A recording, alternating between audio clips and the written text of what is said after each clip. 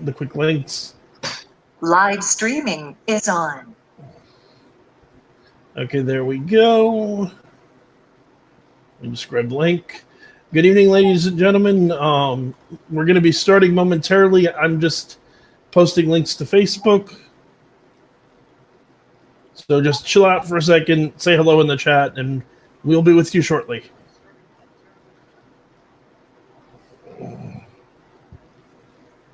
Oh, I closed Facebook. I shouldn't have done that yet. I'm surprised. It's 6 o'clock. Usually we have a few people filtering into chat by now.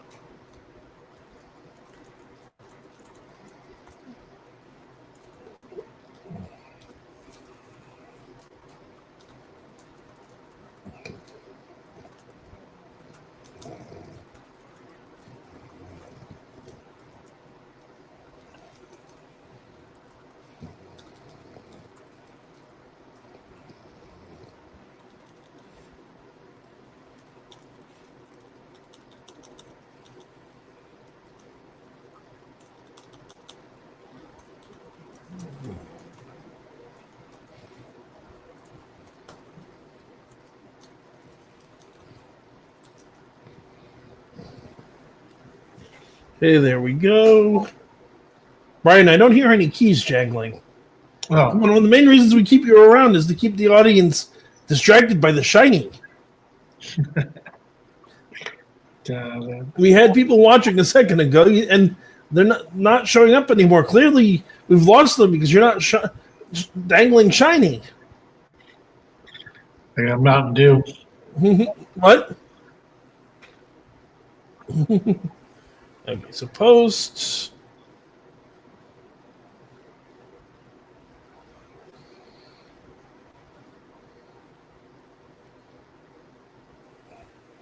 And post. And we're ready to go. Good evening, ladies and gentlemen. Welcome to tonight's episode of Paranormal Encyclopedia. As always, I'm your host, Kevin Mears, demonologist, paranormal investigator, and the Paranormal Encyclopedia. I am joined by my friend and colleague, Ryan McKinley, author and godfather of vampire thrillers.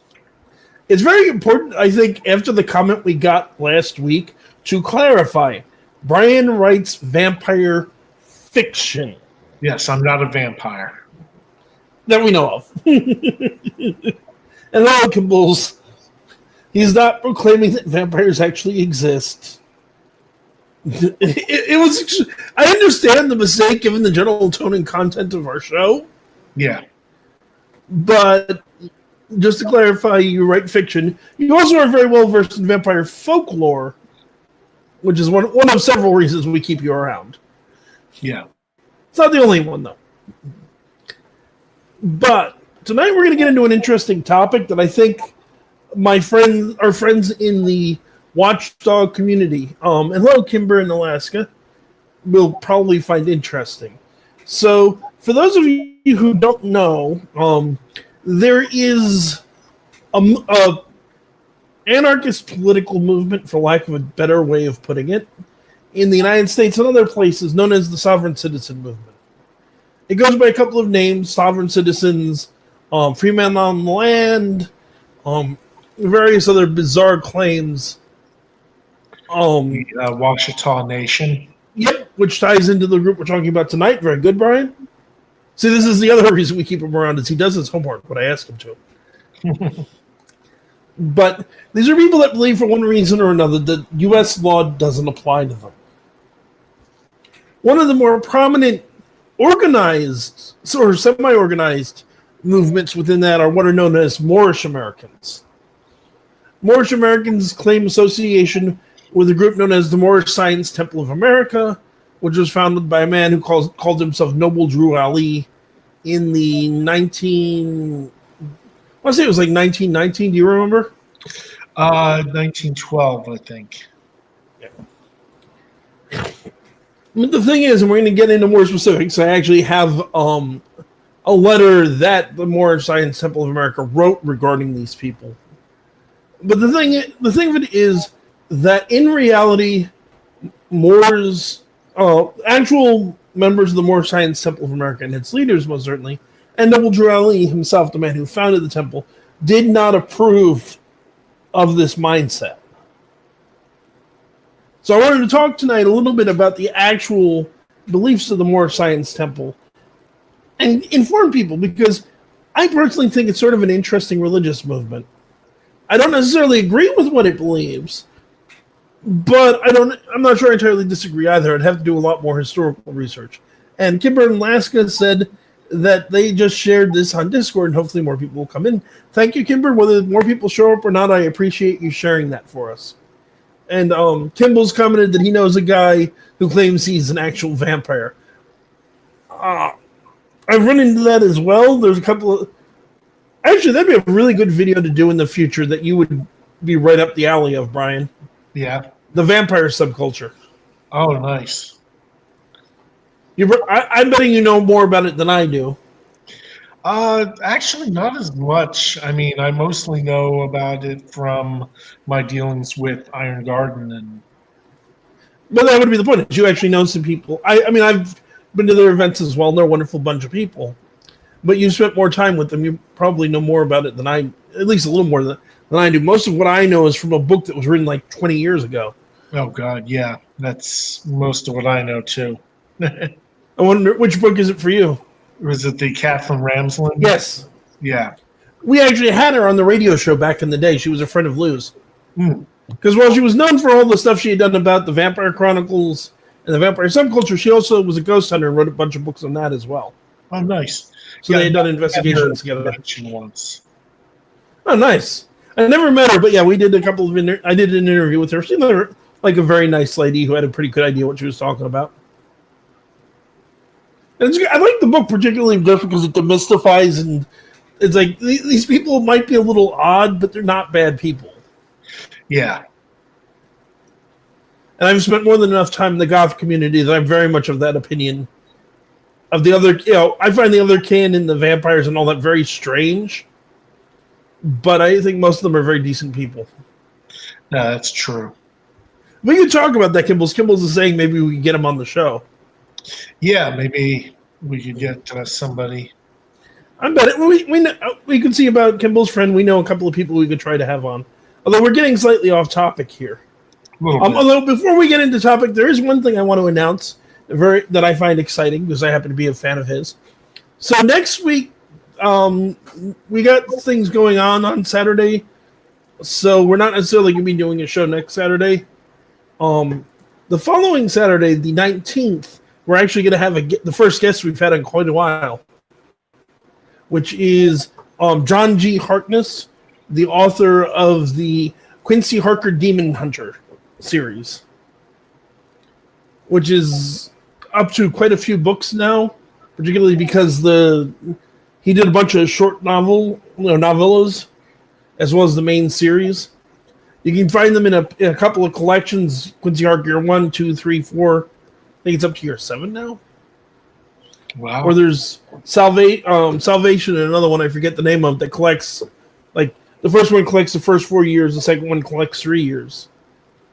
But it's a very fun series. The main character is, of course, Quincy Harker, the child of Jonathan Harker and Mina Harker from Dracula, who has inherited some of who he affectionately refers to as Uncle Luke's DNA between Dracula, who is, of course, the Uncle Luke in question, feeding on his mother, sharing blood with his mother, and Dracula's brides feeding on and sharing blood with his dad, Jonathan.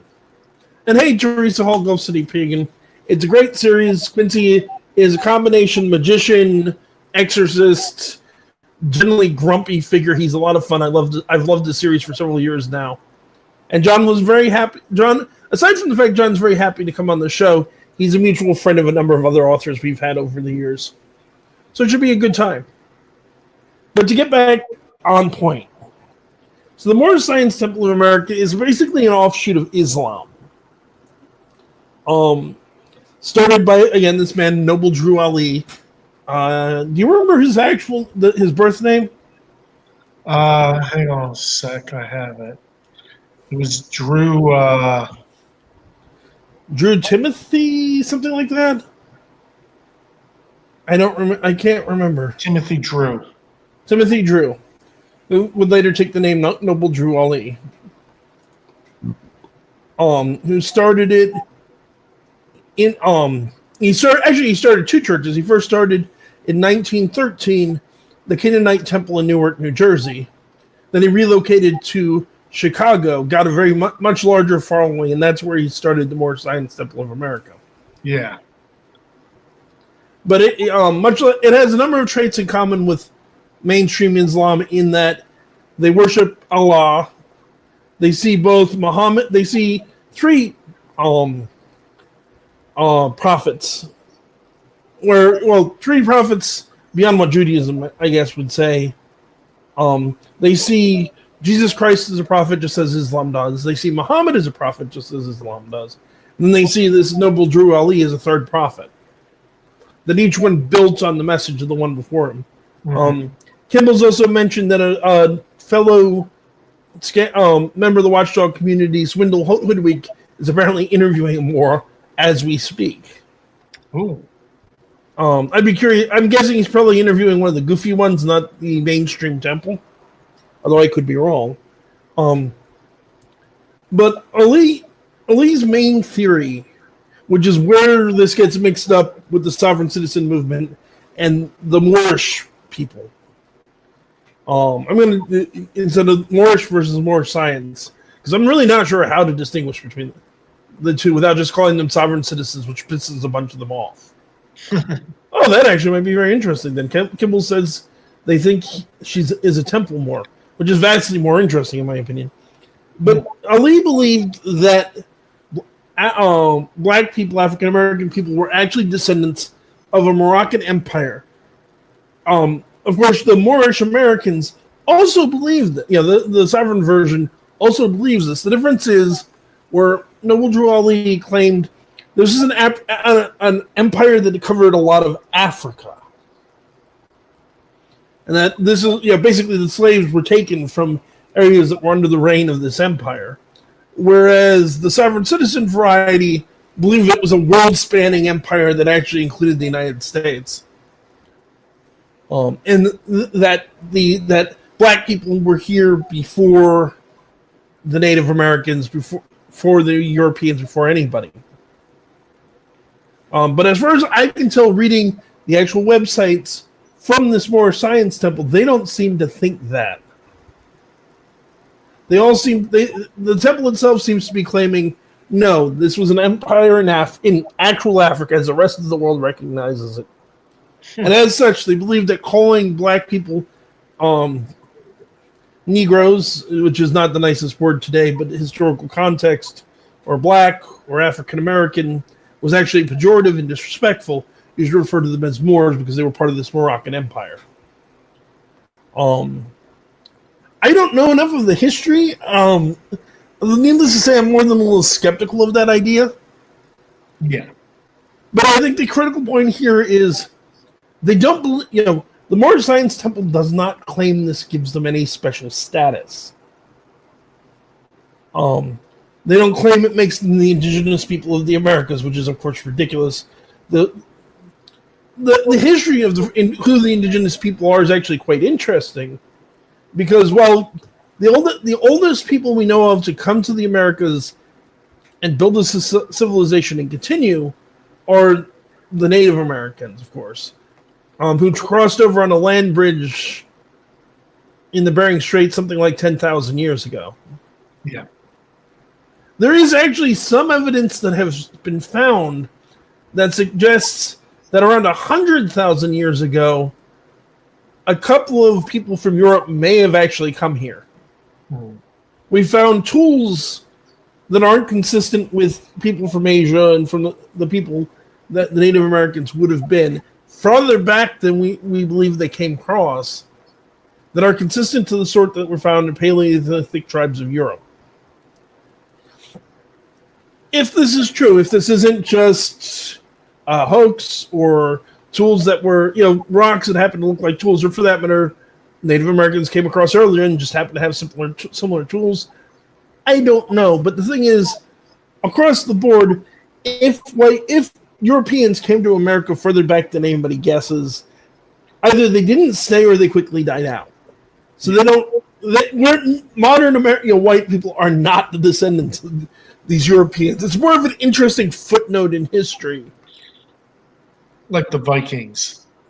Well, the Vikings are more significant given they actually had settlements. Granted, the settlements were temporary. Yeah. But they're only significant insofar as the Vikings came here before Columbus did by several centuries. They're long after the Native Americans had already settled. Yeah. And it's also a lot more, the science on that is settled. The Vikings came here long before Columbus. And there's other people, other Europeans that may have come before the Vikings, but before this really ancient group. Because I know there's stories that some Irish people sailed here back before the Vikings, supposedly on a leather ship. And while I don't know that they've ever demonstrated that actually happened, they have done like proof of concept type experiments and proved you could build a ship out of leather that could make the trip. But again, that it could be done doesn't mean it was accomplished. There are two different concepts there. But the other thing that I find really interesting about the Moors, and this is decidedly a controversial topic, particularly to discuss with them, is they have their own holy text. They're what they call their own Quran. So it's the Holy Quran of the Moorish Science Temple of America. It's also sometimes the Seven Quran. And where this gets controversial, particularly when you're talking to Moors, is 2/3 of it's plagiarized. Because the first half was taken from one previously published book. The second half first third comes from one previous book. The second third comes from another published book, and the third part was actually written by, or at least is believed to have been written by Noble Drew Ali. Let me look that up real quickly. You want to talk about what you found while I try and? I didn't find anything that interesting. It was mostly just the history of the temple, the murder. Oh yes, that's a whole other thing.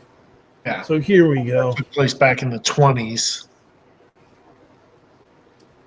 So it's the Holy Quran of the Moorish Science Temple of America, also known as the Seven Quran, because it has a big red 7 on the cover.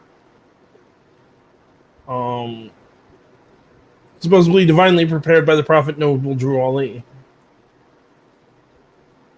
So the two books that people say it was taken from was Siri Ramathiro's Unto Thee I Grant, which is a Rosicrucian text, which is a occult secret society from the 19th century.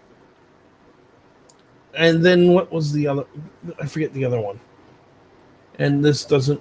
I found this one page on Facebook that very prominently shows a picture of that one. I'm trying to find the other one. Why don't you talk about the murder while I look this up? Okay. So apparently this Claude Green Bay, the business manager at the Chicago Temple, decided to split from the Moorish Science Temple, declaring himself Grand Sheik and taking a number of followers with him. On March 15th of 1929, he was stabbed to death at the Unity Hall of the Moorish Science Temple on Indian Avenue in Chicago.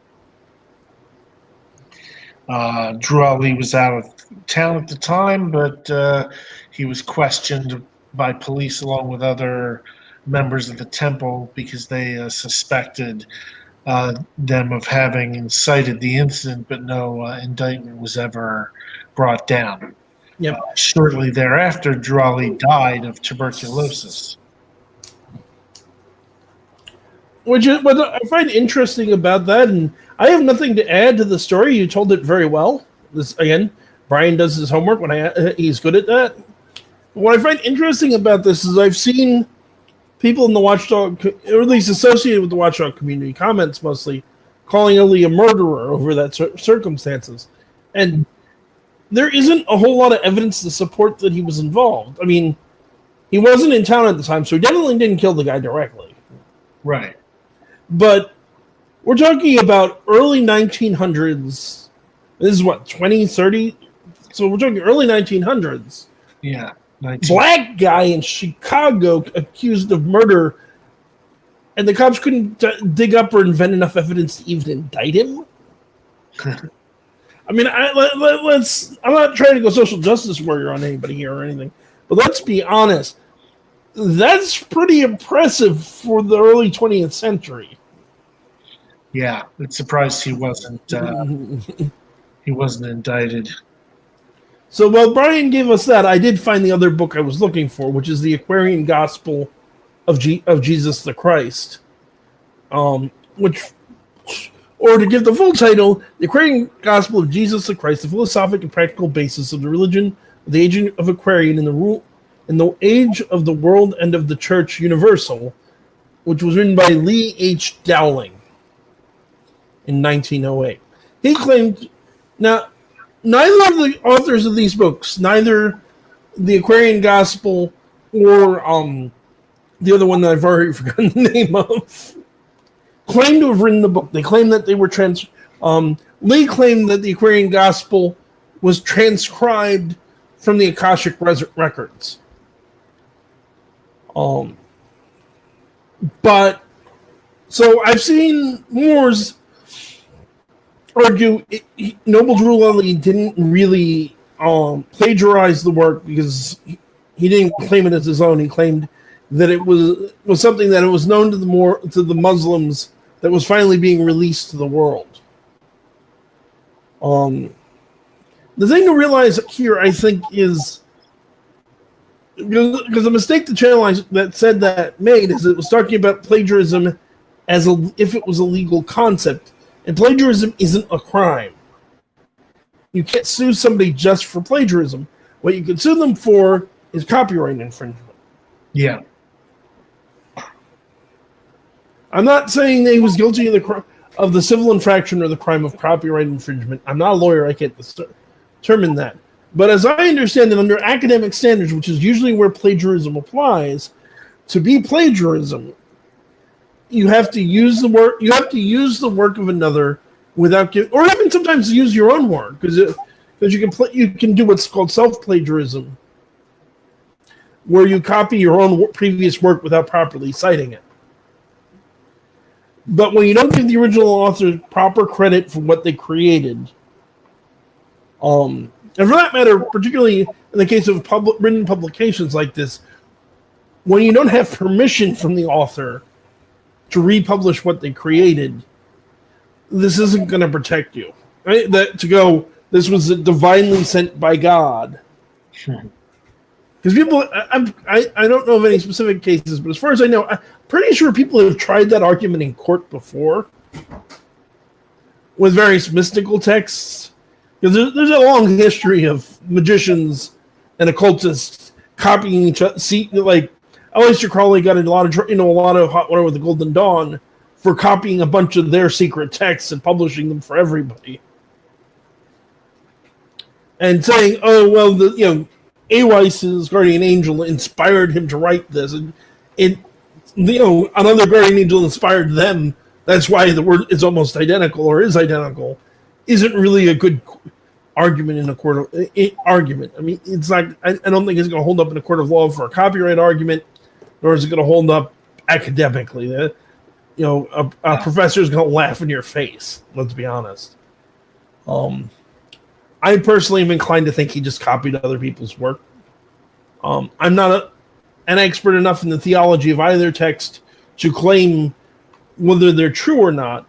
I know that the Aquarian Gospel in particular makes a whole bunch of claims about one of the most popular areas of question in Christian history and theology, which is in the Bible, there's a point when Jesus and his family is told to flee because King Herod the Great is killing children under the age of 2.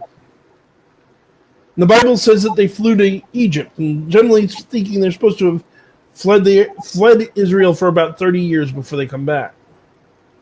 What happened in this missing time frame has been the source of speculation for years.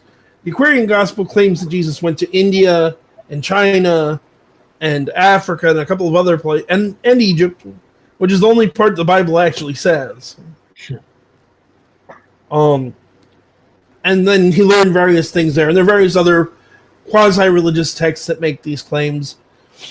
Supposedly, the time he spent in India and the Far East is why there are so many similarities between what Jesus taught and what Buddha taught.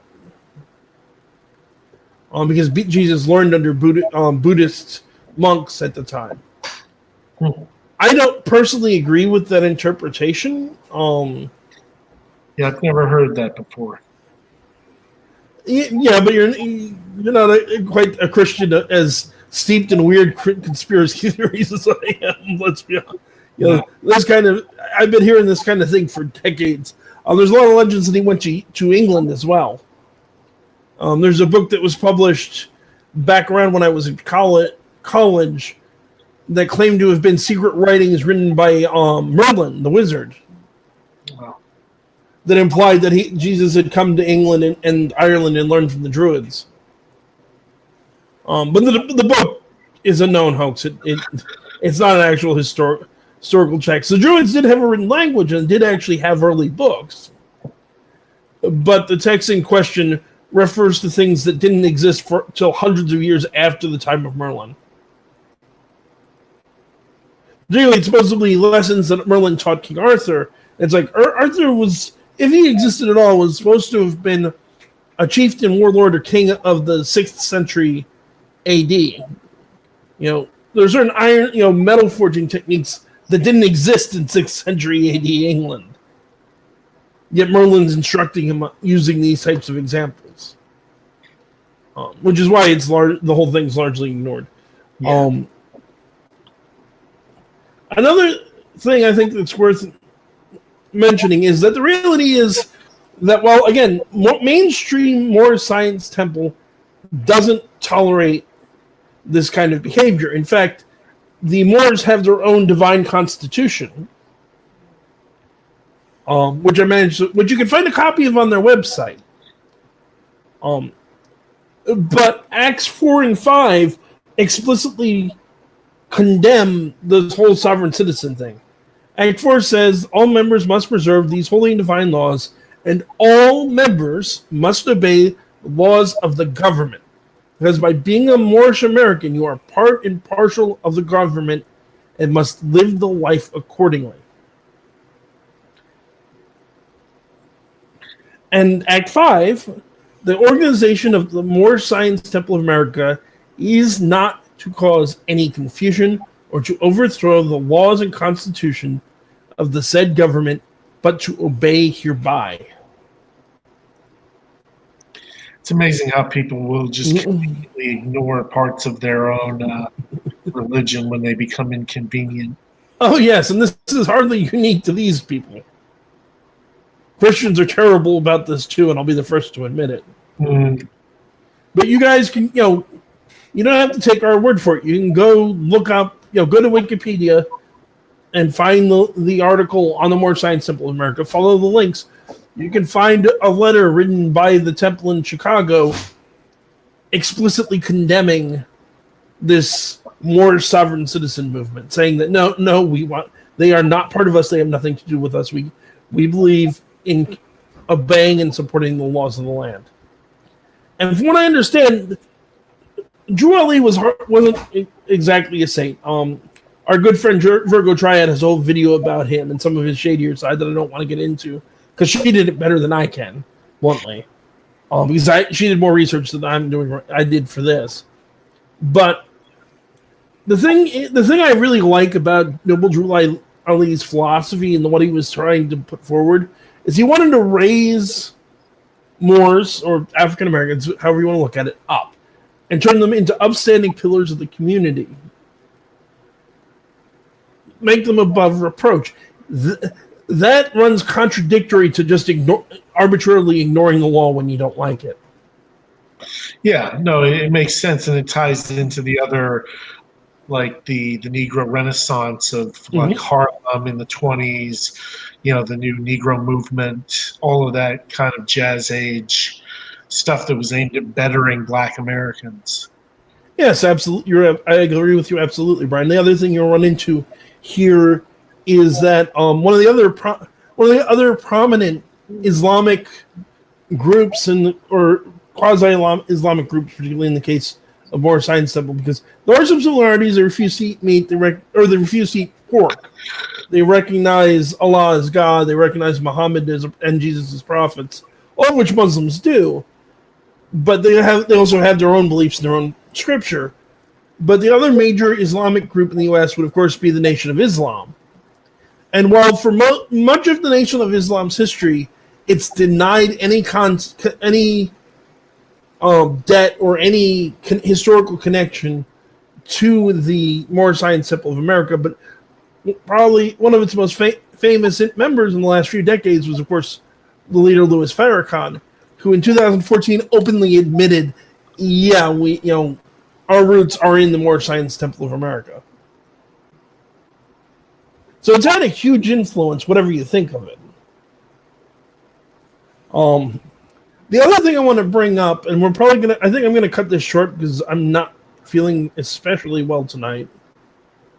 But one of the most common things you'll hear Moorish Americans, the sovereign group, bring up in defense of their point is the Treaty of Peace and Friendship that was signed on July 15th of 1786 between the Emperor of Morocco and the United States.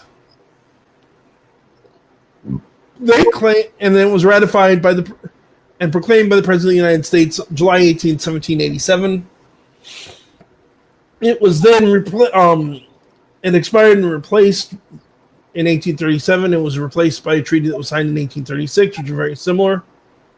But Moors claim that this gives them since they're citizens of the Moroccan Empire, that it gives them special rights in the United States that don't apply to citizens of the United States. So you can find the actual treaty online, but I'm going to read the two clauses, Clause 20 and 21, which really seem to relate here, which is Clause 20 says, if any of the citizens of the United States or any persons under their protection shall have any disputes with each other, the council will decide between parties, and whenever the council shall require aid or assistance from our government to enforce its decisions, it shall be immediately granted to them, which is basically saying that citizens in the U.S. that are in Morocco at the time can go to their own consul, which is pretty standard for most countries. Yeah. And then actually 22 also applies here. 21 is if a citizen of the United States should kill or wound a Moor, or on the contrary, if a Moor shall kill or wound a citizen of the United States, the law of the country shall take place, equal justice shall be rendered, the council existing and assisting at the trial, and if any delinquent shall make his escape, the council shall not be answerable for him in any manner whatever.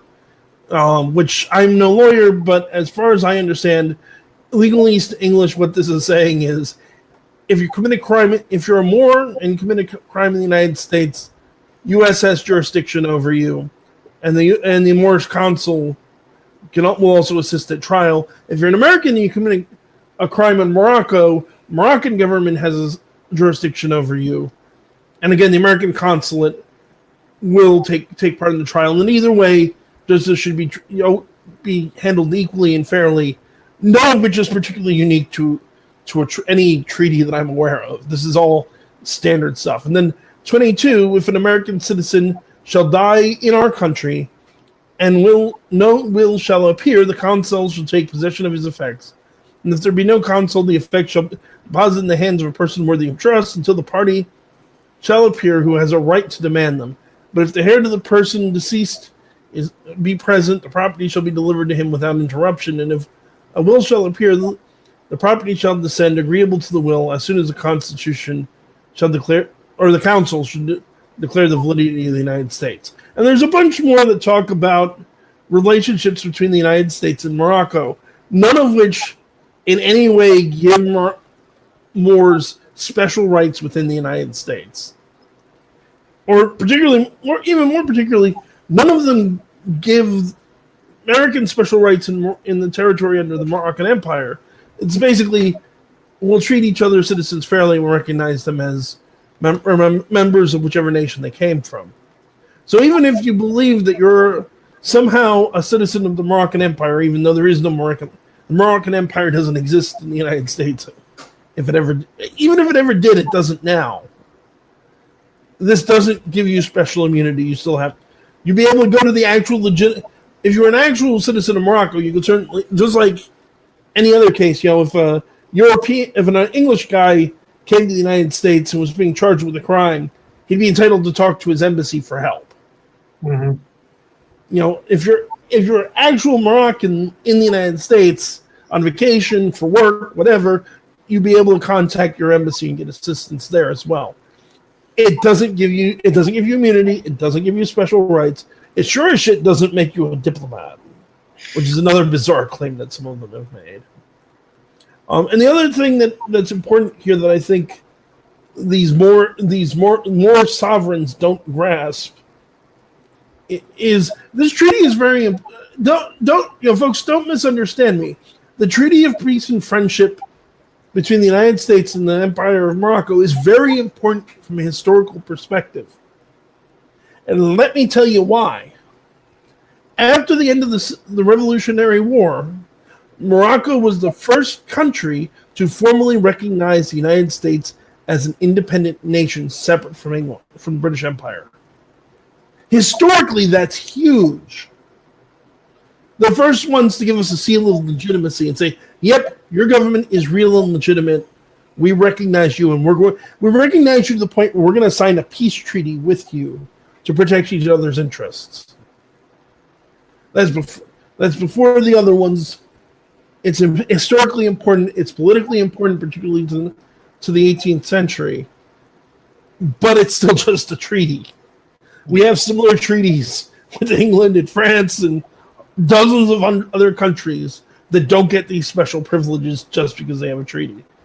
There is no concept of, well, our treaty came first, so ours is more important. You have anything you want to add, Brian?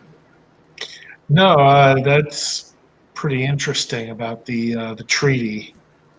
It is, and it's I'm aware of that. It's one of the things that annoys me with these people, just like when we talked about voodoo, or when I talked about voodoo, because that was before you rejoined me, is they'll take something that, in my opinion, and maybe it's just me because I'm a religion nerd. I find what other people believe absolutely fascinating. I find the Moorish Science Temple to be a genuinely interesting religious, and originally, for that matter, it wasn't even originally in the religious movement. It was I'm forgetting the word for it. Basically, it was it's a social movement, a social reform movement. And then eventually they realized, or Noble Drew Ali realized that his goals were religious enough in nature, they changed it to the religious temple that it is, I should say, because it still exists. But to me, it's very interesting, and its influence on American history is very interesting. And the fact that people still believe this and how real members of this organization comport themselves, to me, is very interesting. It pisses me off when people take legitimate religious beliefs, hijack them for political ends. Or any other ends other than what they originally intended for. I don't like it when Devon Bay tries to threaten his YouTube opponents with doing voodoo on them, as if voodoo was a verb. I don't like it when Christians try to force policy through because their religious beliefs say that homosexuality is wicked or whatever, or any other weird anti-human rights thing that they want to argue about. As I've said many times on this channel, and I know that you agree with me, Brian, while I am very much a religious person, not an agnostic like yourself, I'm very much a believer in the importance and the value of secularism as a concept. Governments and religions both work better and profit better when they're separate than when they're together. And that's true. I don't know of any instance of any country in human history where theocracy has made things better. Which isn't to say atheism makes things better. I don't believe that either. But that idea of you can have you're welcome to religious beliefs and your right to hold them is protected by law. But keep them out of government and we'll keep government out of your religious beliefs. Yeah. And again, the Moors see themselves as part of government, and I don't disagree with that. They're, as American citizens in a democratic republic, which is what we are, they are part of our government. You and I are part of our government. Every citizen in the United States is, to some extent, part of the United States government. We can vote for presidents and congressmen. We can vote them out. We can also run for election ourselves. We can organize peaceful protests to try to get laws changed. We can and do play an active part in the government, in our own governance. It's the whole point of self-governance. But again, that they are part of the government in that sense. We are part of the government in that sense. Doesn't give us special rights, and that's the issue. But I think, like I said, I don't know what's going on. My stomach is a mess right now. It may just be that I need to eat. I think we covered the subject reasonably well. There's a great more that could be said. But I quite honestly haven't spent enough time digging into their religion and their philosophy to get into it. One of the things I would have liked to have done if I had the time was probably break down and analyze if I would consider Noble Drew Ali a prophet. I suspect I wouldn't. Just because I tend to, being Christian, I tend to follow fairly strict definitions of what is and isn't a prophet. And a lot of people I find a lot of people that claim to be prophets aren't, including ones that claim to be Christian prophets. Yeah.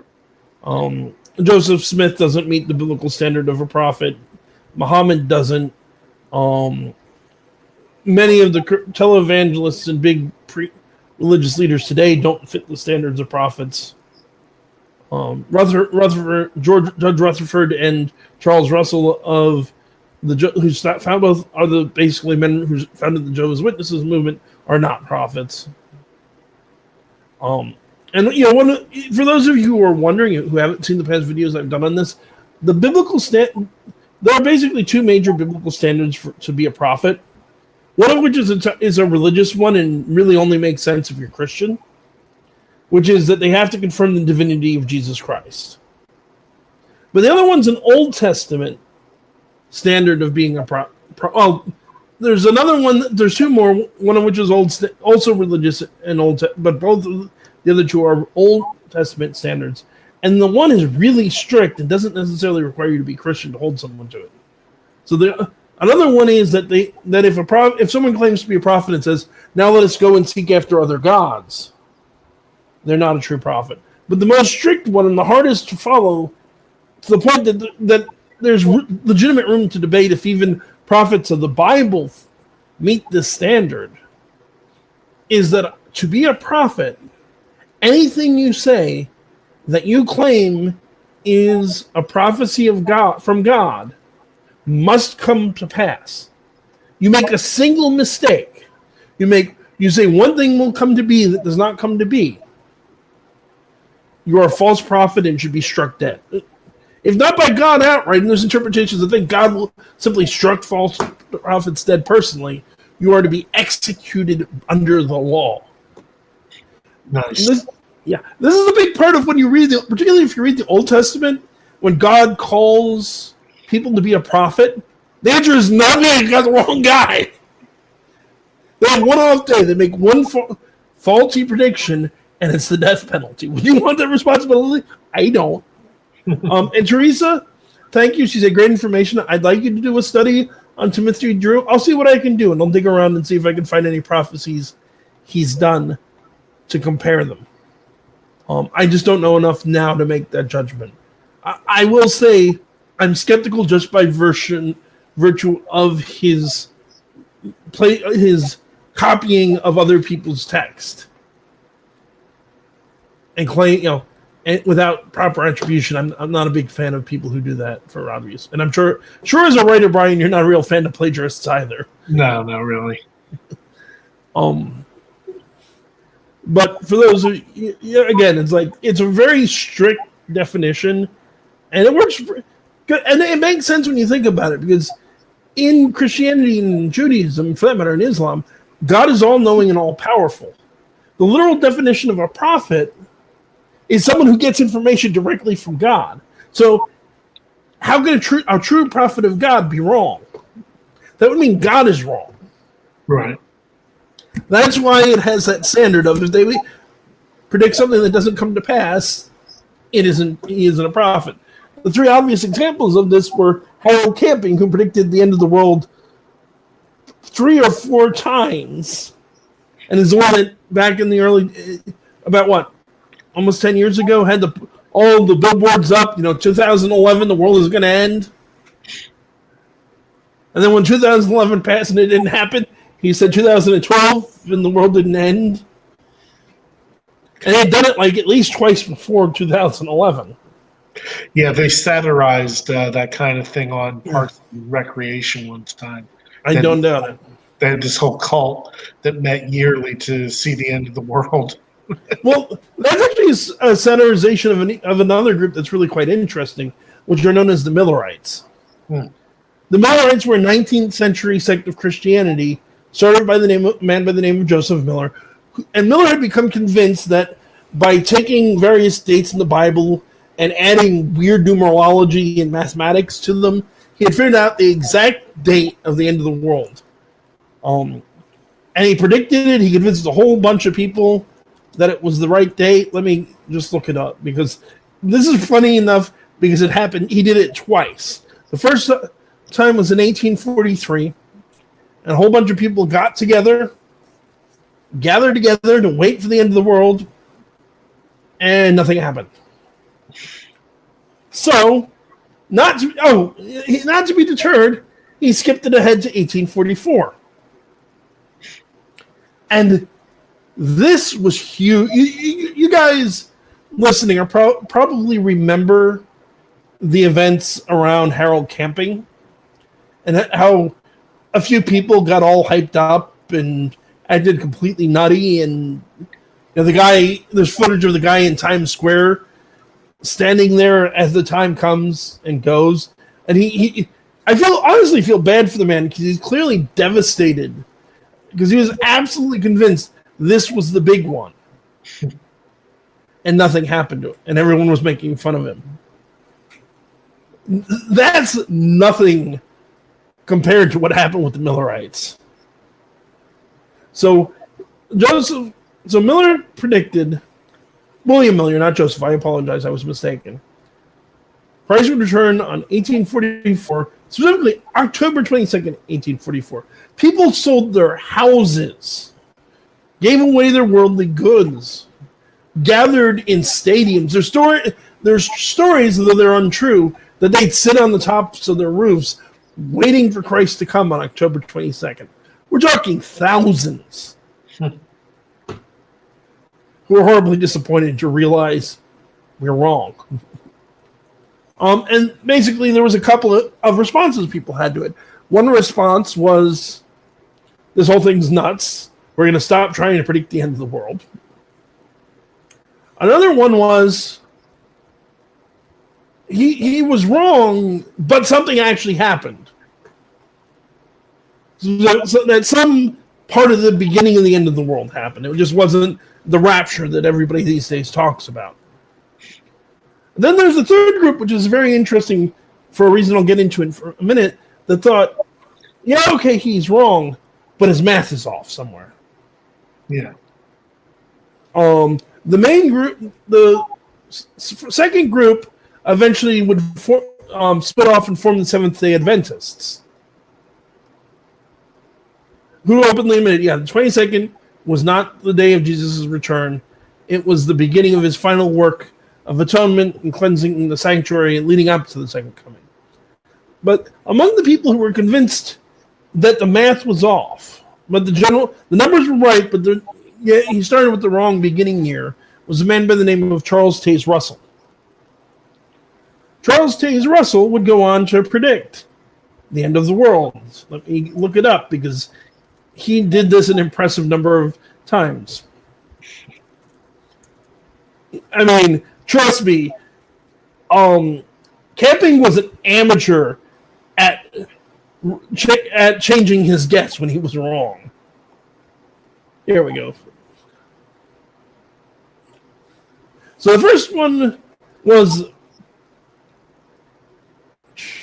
So originally it was supposed to be that 1877 Christ would hold full sway over the earth until 1914. Jews, the people, would be restored to God's favor. His saints would be carried into heaven. 1914 would be the farthest limit of the rule of imperfect men. Worldwide anarchy would follow the end of the Gentile times in 1914. And then 1914 hits, and the world doesn't end. So Russell rejiggered the numbers a little and came and said, I was right, and the sign that I was right is 1914 is when World War I broke out. But so he changed the date again. Of course he did. Yes.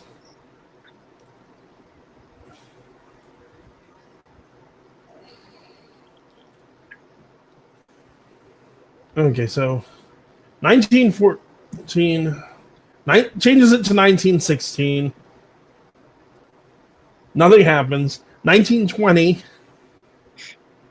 1938, probably 42, 61, 66. The real big one was 1975, where I mean there's a huge thing, and you can hear Jehovah's Witnesses on YouTube talking about this when they were younger, of stay alive to 75. They were telling people, if you're on your deathbed, hold out for one more day, one more week, one more month, one more year, because Jesus is coming in 1975, which obviously didn't happen either. And then it became that Jesus would return before the last person born in 1914, when supposedly Christ came back to set up his true church and picked the only true denomination of Christianity. But before that last person died would be the end of the world. And now they're having to go because those people are all rapidly. I'm not sure if how many, if any, are left, but not many people are left from that were born in around 1914. Yeah. For those of you who don't know, Charles Taze Russell is the man who founded an organization known as the Watchtower Bible Tract Society, or more commonly, Jehovah's Witnesses. The people that come and knock on your door and want to talk to you about Jesus Christ have a long history of getting the end of the world wrong. As far as I know, I think they have the single longest track record of failed predictions of the end times of any group still in existence, possibly of any group at all. Yeah, it's amazing that they have any credibility.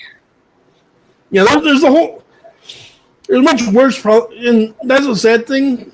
And I don't want to go into detail. I've done video because again, I do want to wrap this up, but I don't want to go into detail. But I will say this, ladies and gentlemen, if you are not aware of this, listen closely to what I'm about to tell you.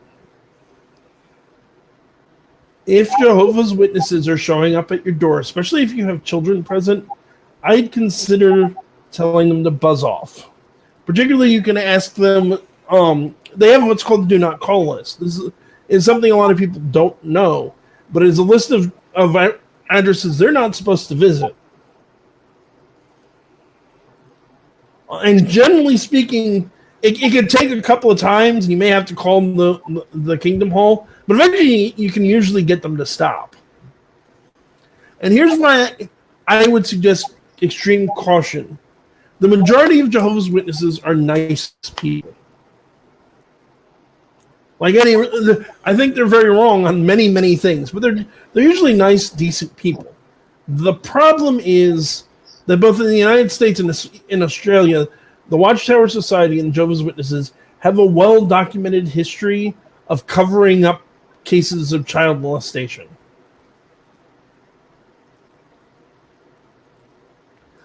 Very similar to the Catholic Church, where they'll take elders that have been accused and just quietly move them to another congregation without telling anybody.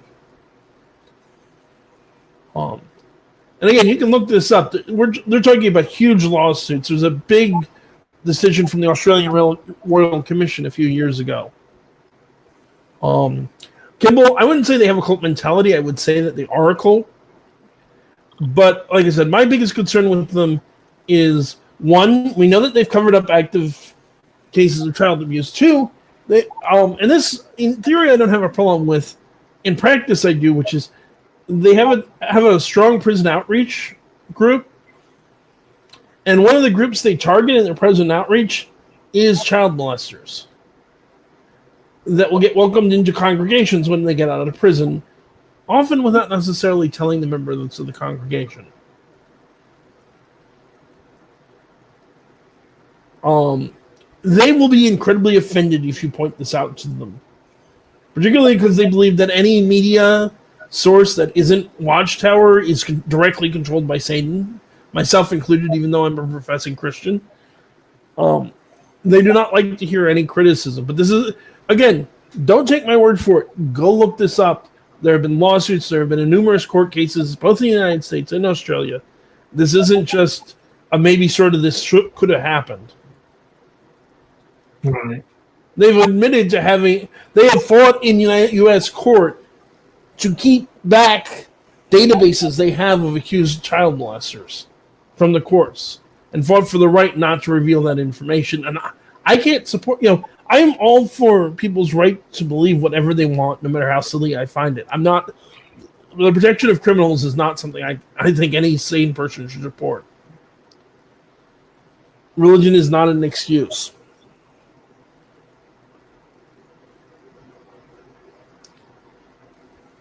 And again, there's a whole bunch, we can keep going. There's plenty of other people have made goofy predictions and found something to justify them in. Joseph Smith, the guy who founded Mormonism, actually predicted the end of the world. Funny enough, his prediction coincided with the Civil War. He predicted a very large conflict. He actually almost predicted the Civil War in a lot of ways. He predicted it would be a big conflict and it happened in the United States around pretty much the right time. The biggest part that I find interesting that was wrong, but it almost very nearly wasn't, is he predicted that it would start in the United States and it would expand outwards as more and more countries got involved and expand the globe, which obviously didn't happen. Right. On the other hand, the South was at various points in its history in serious talks with forming an alliance with possibly England or France. The main problem, and the reason it never happened, is England and France both had as a specific sticking point, you've got to end slavery. But he was almost right, and I have to give him credit for that. Kimball's also pointed out about Jehovah's Witnesses. They also refuse medical treatment. It's because it has asthma. When she was sick, she was refused. Her aunt refused to help her, or Kimball's aunt refused to help her. If her father hadn't come home, they wouldn't be alive. That surprises me because I know that Jehovah's Witnesses very specifically refuse blood transfusion, anything involving blood, because they have a ridiculous interpretation of what the Bible says about eating blood. Not about blood used by doctors or medicine, but eating blood. But I hadn't heard about asthma or anything like that. Of course, the kicker, and this I think is another valuable point, and probably a good point to end on, because this applies to Jehovah's Witnesses, or to Jehovah's Witnesses and their blood transfusion thing. It certainly applies to the Christian Science movement and its whole diseases and illusion of the mind. And you can pray away evil, pray away sickness or mental illness. That's common in a bunch of crazy Christian groups. Which is this: there is a concept in Judaism. It's one of my favorite religious concepts in the world. And Jesus actually used this concept. It's called Bakush Negev. Bakush Negev is a rule in Judaism that specifies that in matters of life and death, you can throw out the other rules. Because God said in the Old Testament, be fruitful and multiplying. Death is not being fruitful and multiplying. We're commanded to live by the law. We're not commanded to die for the law. So, for example, I'll give an example of this from Jesus' ministry. Jesus, during his time on earth, Jesus got in trouble with the Pharisees for two kinds of work on Sabbath, which is explicitly forbidden by a technical reading of the commandments. One was healing the sick, and the other one was feeding the hungry, and particularly feeding his own followers, and gathering food, which were under the laws at the time you're not supposed to do on the Sabbath, because Sabbath is a day of rest. Jesus' argument was essentially because Negev. Life is more important. You don't let people die or even suffer just because it's the Sabbath. And then you find this in Judaism as well, that this idea that doctors are explicitly permitted in Judaism to work as doctors on the Sabbath. Doctors in Judaism, and this isn't just that saving lives, but even if they're just preventing pain, it is explicitly encouraged for Jewish doctors to work on the Sabbath in most sects. There are many, Judaism, like Christianity, has a number of sects. They don't all believe the same thing. But generally speaking, even in the Orthodox and Hasidic sects, no, heal the person. No. The other obvious example would be, don't starve to death, eat the pork. God will overlook it because it's life and death. And I think that is one of the most brilliant moral rules I've ever heard. It's like, there are exceptions.